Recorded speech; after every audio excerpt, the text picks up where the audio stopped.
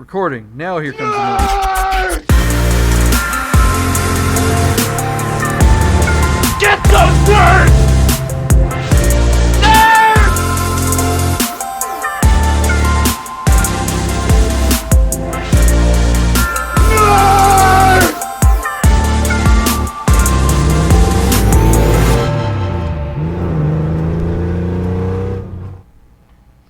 Hey everybody, welcome back to Bid Nerds, your daily nerd out on the most interesting car from all the automotive enthusiast auction sites.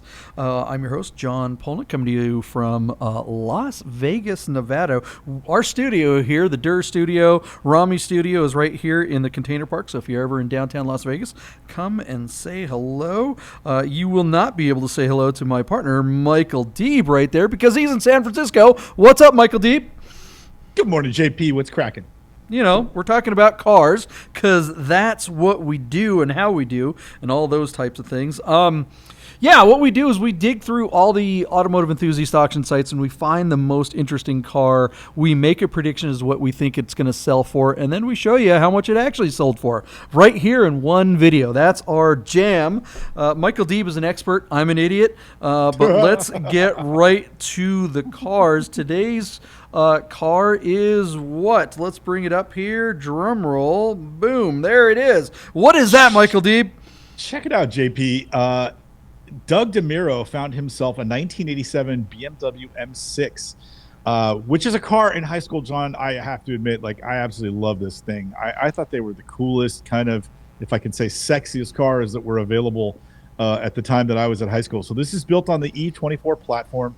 This uses the 3.5-liter inline six. And if my memory serves me correct, I believe that this car utilizes individual throttle bodies per cylinder to achieve what was back then a pretty damn fast 256 horsepower and similar, about 245 pound-foot of torque, all through a 5-speed manual transmission in a car that, had a lot of luxury, a lot of elegance, but looked very sporty. Ironically, these cars are really just Grand Touring cars. They're not real sports cars in the breath of, our favorite 911 variety, whatever that may be. The M6 is not really going to keep up with that car on a back road unless you've got a race car driver behind the wheel. But this car is offered to us out of Miami, Florida. It spent a lot of its life with just one family. It's got 105,000 miles on it and looks really clean.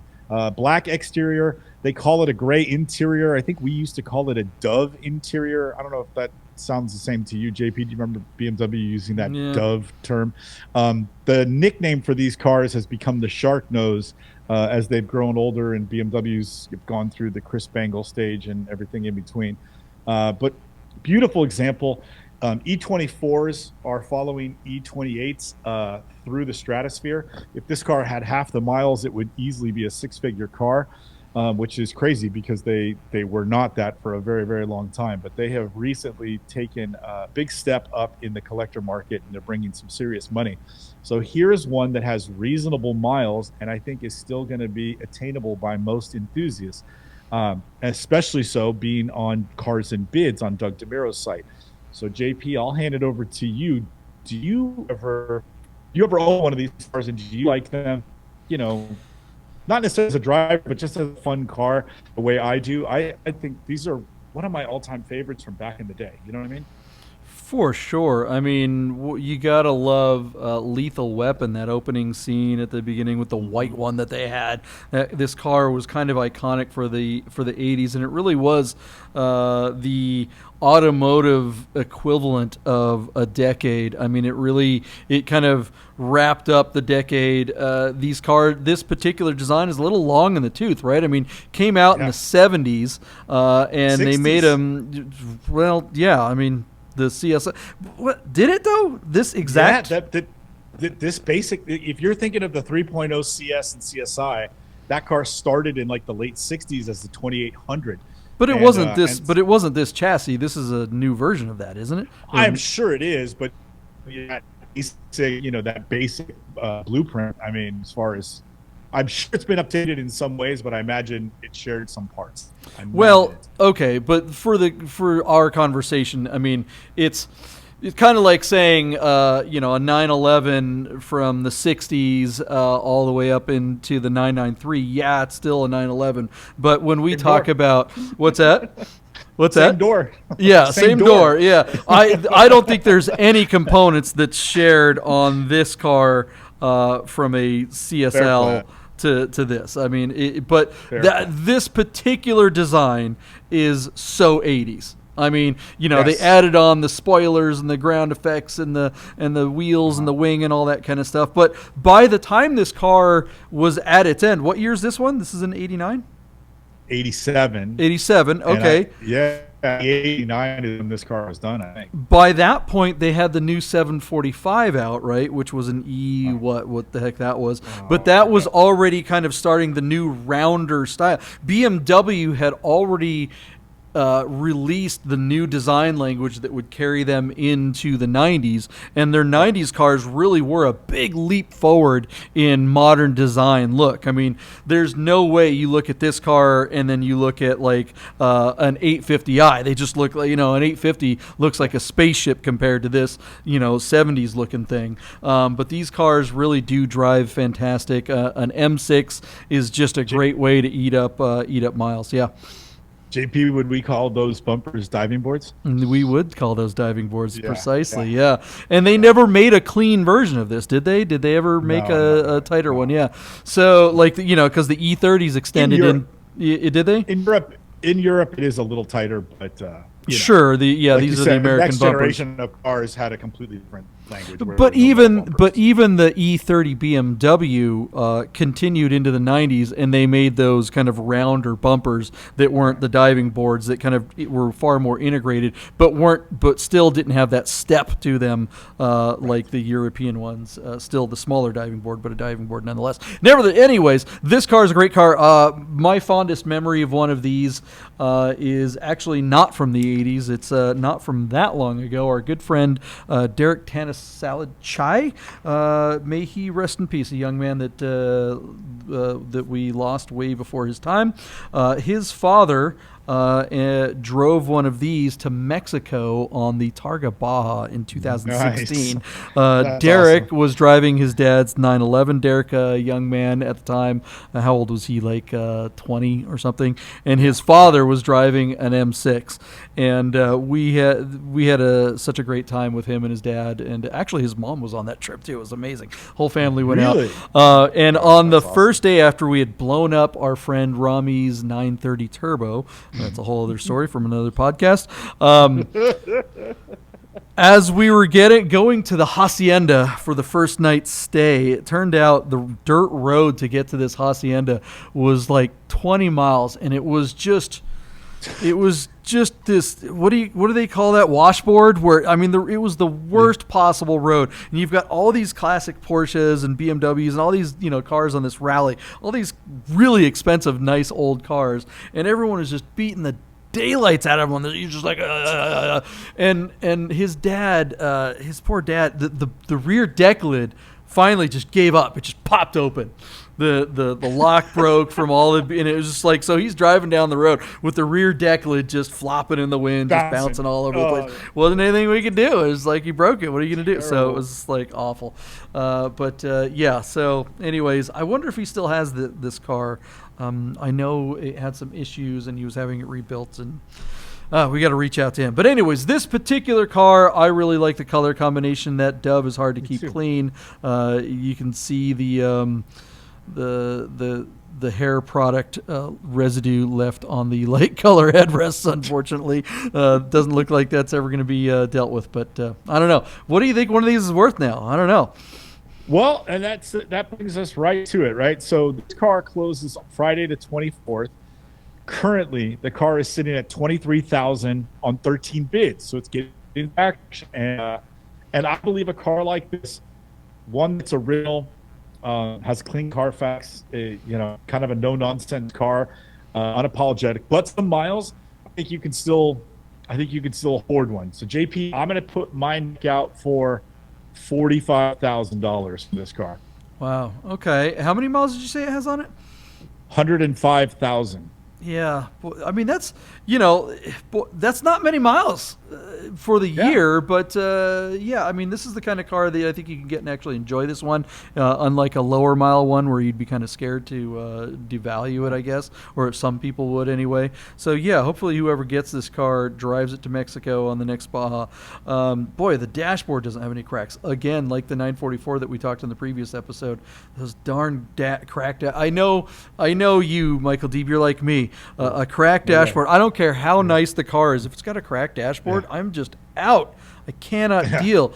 But here's the thing with Porsches, It's like a pretty girl with dirty fingernails. Yeah, it's like, oh, or banged up teeth. Yeah, or get a pedicure or something like that. The Porsches though, because there's so many more 911s and 944s than there are of these old E24s like this.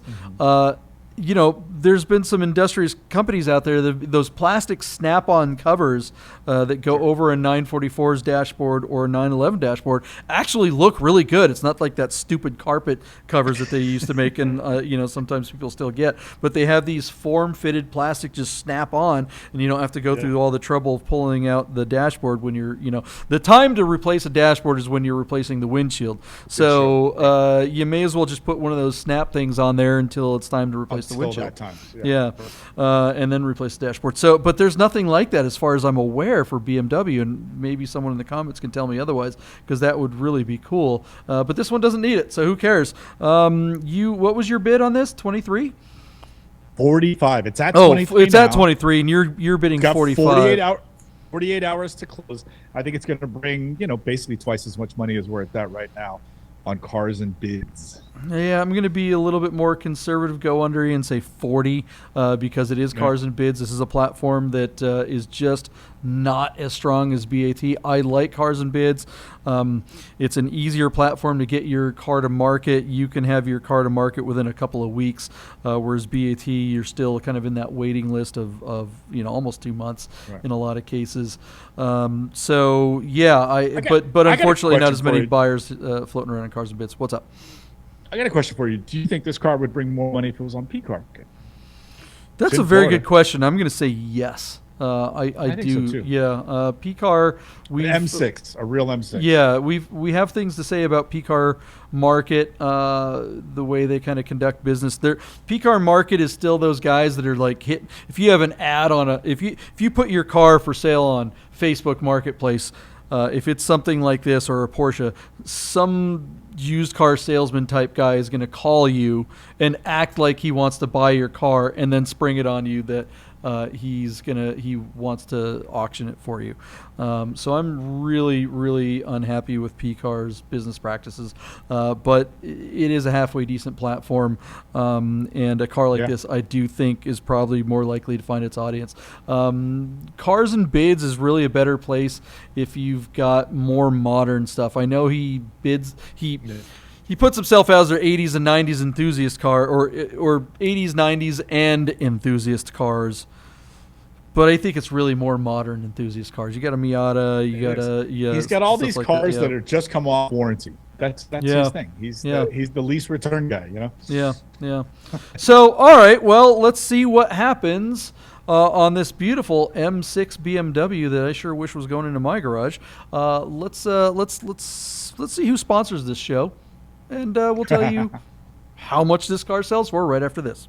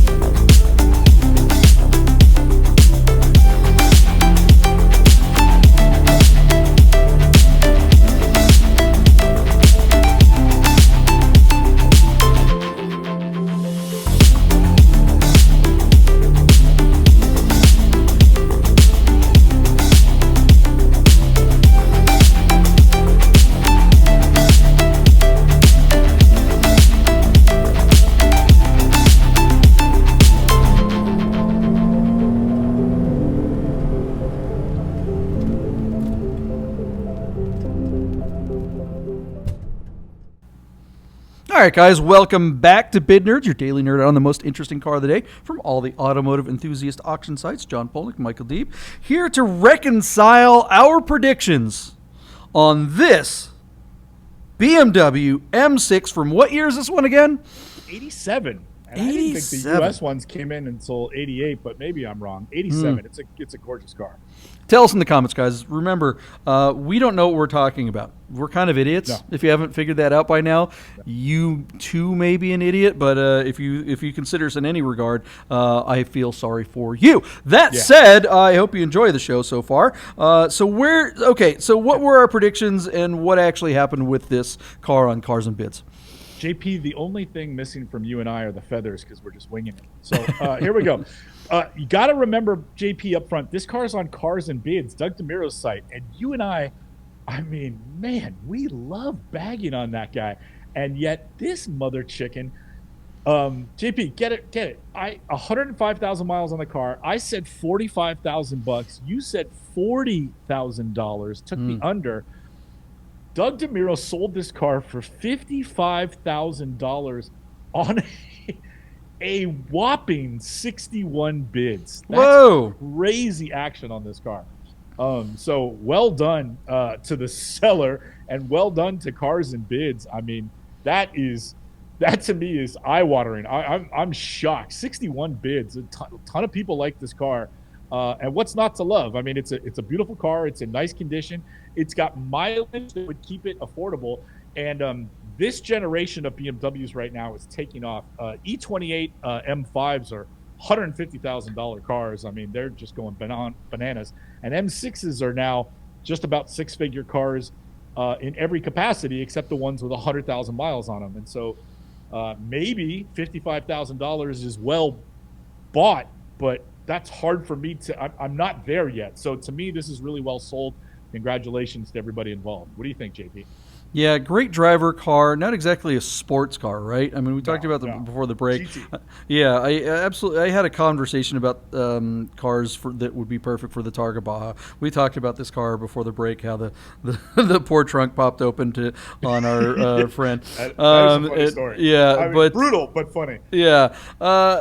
Boy, this car really is a fantastic cruiser, but I don't know. I'm surprised that it's so revered, given how kind of not good they are in the canyons and the twisties.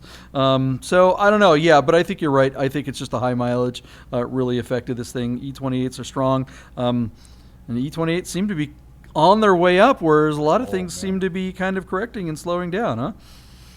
Yeah, these cars are moving in the right direction as far as the collector is concerned. We're looking at 105,000 mile example in Florida. You know, I mean, you and I don't want to buy our collector car out of Florida if we can avoid it, right? And what do you guys think? What do you $5,000? What do you guys think about cars from Florida? I'd like to see that in the comments. Michael and I really would almost never buy a car from Florida, or at least a car that's spent really significant time. Sometimes you look at a Carfax and a car was originally bought in Florida, spent a year there, and then wound up, going somewhere else. But man, a car that spent significant time there. Ugh. Have you ever been to Florida? Everything's wet all the time. JP, if I was looking at two SCs that were about the same miles and the same price, and one was in Sarasota and one was in Mesa, Arizona, I'm calling the Arizona car first. You know what I mean? Like it's just the way it's going to go, I mean, come on. Not to mention, I think there's another factor. Yeah, oh, wait, you know what? Kind of backing up here to go with you. Look at the stain on the headrest, man. Yeah. I mean, geez, what the hell? That's just ew. That's because it's so damn wet there. Is it sweat or is it curl activator? The combination of both is what creates a stain on a Dove interior. Look, when buying a classic car, something like this, you want to be able to fly where the car is, get it, and drive it home. There's nothing better than that road trip when you buy a cool car from some place that's kind of far away and drive it home. But who wants to drive back to the West Coast from Florida? Nobody.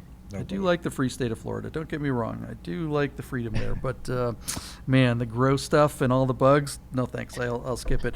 There it is, guys. That's the most interesting car of the day. That's how much it went for. What do you think? Did you catch that article? A nerd from Florida today. Yeah, right. Boy, it's always starts with Florida. There it is, guys. The most interesting car of the day and how much it sold for right here on Bid Nerds. We do this every single day. So make sure you hit the subscribe, like, and notification button. Smash it like my bro, Michael Deeb over there. And we will see you tomorrow.